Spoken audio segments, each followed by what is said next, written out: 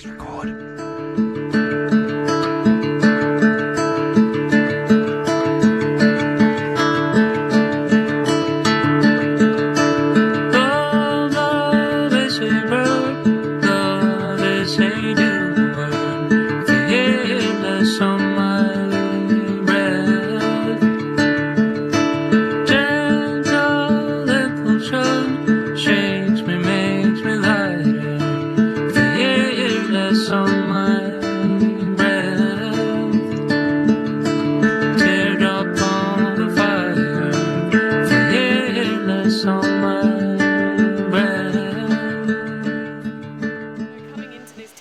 As with probably most people's perception, you don't know what to expect. Maybe a 50 k's inland, there's people going around about their daily routine, kids on school bikes, very typical Japanese scenes.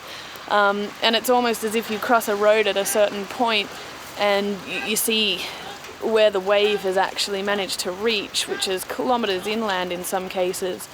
And just the destruction left behind is huge.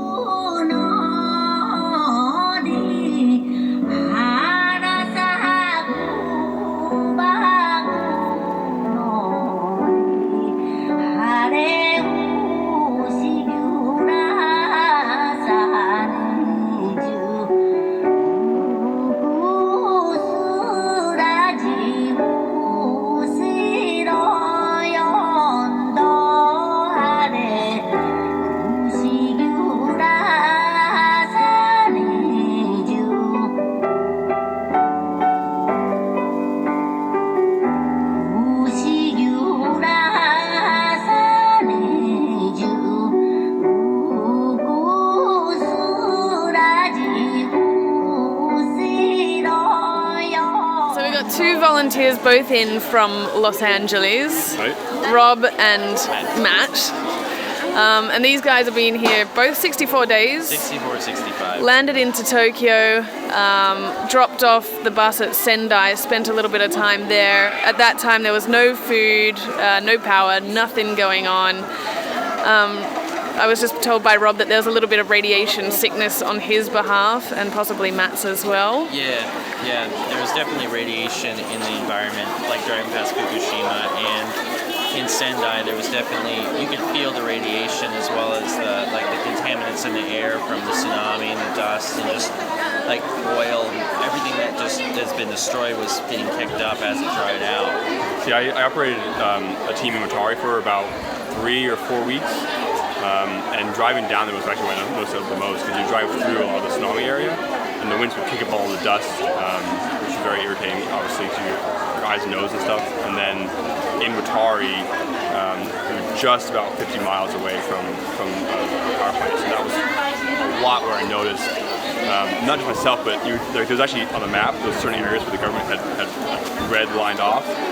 And when you finally found out what it was, this is the areas where no one's going to because they're too afraid of the radiation. So it's very kind of interesting that these things still existed, Alright, so I've only had a very, very small look at this area. Obviously I stayed somewhere last night which was a little bit more upmarket and certainly wasn't damaged, and I feel a little bit bad about that. Ange, however, has been slumming it in an old textile factory which up until only a couple of weeks ago maybe was full of mud. Yeah. Was full of mud. Tell us about your experience, Ange. This place was cleaned by Peace Boat, and then now we're staying there. We've been spending the whole week in this area just cleaning, lots of mud. And they're all staying in here. You can see they've only got a little bit of limited running water, so everyone's out here brushing their teeth, but they're coming or going back to Tokyo today. And I'll just do a look inside where they're all sleeping. At the moment I think we've got about 100 inside, and then there's a few more still staying at the university campus in tents, and then one other location downtown as well. And these guys are all like locals to like, you know, teaching, or what are they doing? No, most of them are just regular Japanese office workers and stuff. Oh, really? Yeah, they're Okay. just taking a week off work and coming up here. The large majority are Japanese. Fantastic. There's 3 teams of gaijin this week. Yeah, looking a little bit bleak out and about here. Yeah, but this is really so much cleaner than it was last week. There were smashed up cars and heaps of junk in this whole lot, and there was a building on the corner there that was all smashed over, and they've been doing lots of cleaning. It's a big difference, and it's a really big difference from when I was here in April. Huge difference. There's been a lot of work done. So I'm standing at a peak just overlooking pretty much all of Ishinomaki, yeah. and I found Inui-san and Frank-san. 甥いっ子ってなんていうの Inui-san. My brothers, elder brothers, what do you say? Your elder English. brother's son, your nephew. Yes, your nephew. And I've just been spotted on my bike by him. He was actually one of the rowers. But these guys are here assisting with medical aid. You brought it from Kobe to Ishinomaki. And Kessenma. Medical goods, medical product. So, what's your plan? Plan. And today we bring to the medical products and some goods. And the next day, cleaning up frontier activity. We will attend. Yeah. So I've made my way downtown, but I'm still like a couple of kilometres inland from the actual coastline, and the devastation down here is still just absolutely massive. You can see that they've bulldozed their way through the streets, but there's just mud caked up everywhere. Obviously, like all the first floors of every house is still well under repair. It's a lot of it doesn't even look like it's been touched, but I think just looking into this place, for example, there's bagged rubbish, and you know, it kind of looks like somebody's actually living here. I'm not sure, but certainly these people are grateful at the very least for what they have. As you can see, there's other places that have just literally, this would have been very, very densely populated areas, and there's just really nothing much left. We've been here for about 2 months, and you can see, I mean, when I first got here, there was basically about a foot of mud in every parking lot. And now the much cleaner, traffic getting picked up, so it's definitely a huge, amazing improvement. A lot of the really worst hit buildings have been knocked down. There's still some boats in the street, but that's getting handled. So it's definitely a lot better, significantly better. Yeah, it's like night and day. Just the overall look of the cities is really night and day. Like you said, the mud just used to be everywhere, and they just bulldozed the mud. Now there's no mud. The stores are open, the food's running, the supplies are coming back. People are getting jobs again. People are moving back to their homes. Power lines are being reset. Rubble's being taken away and sorted. It's really like. But there's still a lot of work to do. Yeah. I reckon they'll be cleaned up for about 2 years at least, if not more. This looks like an overturned, I would say, snowplow or something like that. As you can imagine, these areas, they do snow, and of course at the time of this quake there was still snow. If we remember in Fukushima, they kind of they had the snowstorm not too long after the actual event, which both helped but certainly hampered the efforts to look after people. It doesn't make it much easier when everybody's freezing. What's going on behind here? So this is a festival that they put on for a lot of the elementary school students, and they're doing like arts and crafts and some different games, and they have Making popcorn. cotton candy. And balloon swords. And they did this last week as well. And then people will come, like artists will come and put on concerts or do hair cutting. That's a big thing, is having hairdressers come and cut hair for all the shelter victims. It's important just to keep people active and keep people engaged in life, sort of, in a way. It's easy to kind of go into a very apathy kind of point of view. Just getting people living again is actually really important. Yeah, Yeah, definitely. And then these beds, I know you explained it. That's before, fine. but- So one of the things that we've been doing, among many things, is to help people to sort of like relax a lot and like overcome some of the stress and trauma that they've experienced, both from the tsunami itself and from the living conditions for a long time.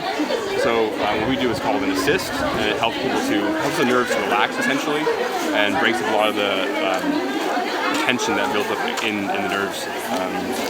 So essentially, by sort of massaging a lot of the nerve channels, it helps dissipate a lot of this tension and helps with the sleep and stuff. So the main sort of beginnings have been done, and the volunteers who have been here have certainly all given the impression that the difference is massive between what it was, say, a month and certainly 2 months ago to what you see today. But everyone concurs that basically there is years of work ahead for what is happening here. Like during Golden Week, there was a huge boom in volunteers, and then after that, it sharply dropped off. And I think people have sort of, the farther away you get, the more people are forgetting about what's actually happened here. And there's still, still tens of thousands of people stuck in shelters in very bad living conditions. And even the ones that have moved into houses, it's not comfortable living, and they've lost all of their food. And actually, one thing is huge to me is jobs. A lot of the industry was destroyed in these areas. They were mostly like fishing communities, and so to rebuild that, a lot of people aren't sure where they're going to go, or if they're going to rebuild, or what they're going to do. So, to me, that's a huge step into the far future, is how to rebuild these communities into working communities again.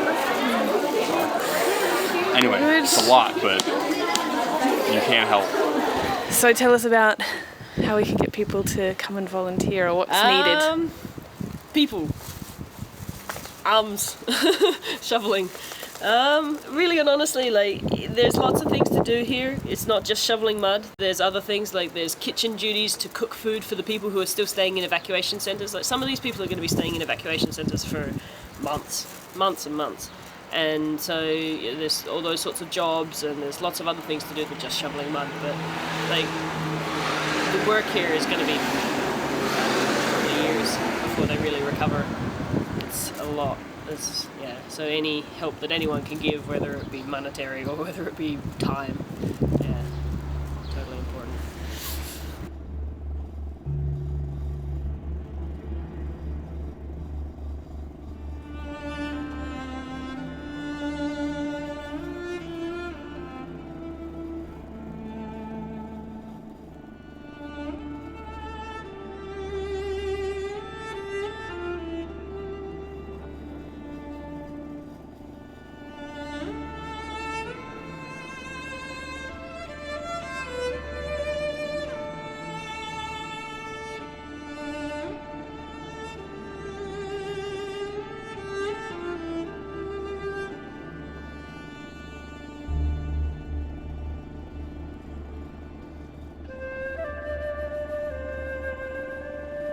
Yes, we need more money and more facility. Anyway, first.